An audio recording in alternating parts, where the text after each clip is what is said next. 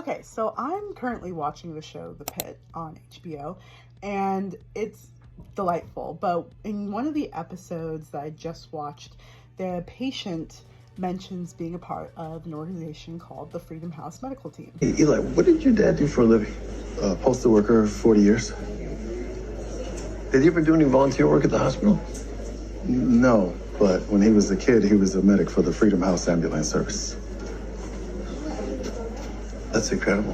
Their history is just so cool that I just had to share it with you guys. I think that the history of this medical team is one of the most important and overlooked pieces of medical history in the United States. In 1967, in the Hill District of Pittsburgh, a program called the Freedom House Ambulance Service started training a group of mostly Black men from the community to become emergency medical responders. At the time, many ambulance services were run by police departments or funeral homes, and the attendants often had little to no medical training. Their job was to basically pick someone up who's in a medical crisis and drive them as fast as possible to the nearest hospital. No stabilization, no assessing in the field, but Freedom House changed everything. Working with physician Peter Safer, the recruits went through hundreds of hours of training and hospital rotations. They learned how to start IVs, manage airways, perform CPR, and treat trauma before you even get to the hospital. In other words, they became America's first modern paramedics. Freedom House crews responded to thousands of emergency medical calls and quickly proved that they were providing better emergency medical care than the existing city's ambulance services. But despite their success, the program was shut down in 1975 when the city created a new ambulance system, and many of the very people who pioneered modern emergency medical services were pushed out. But their legacy didn't disappear.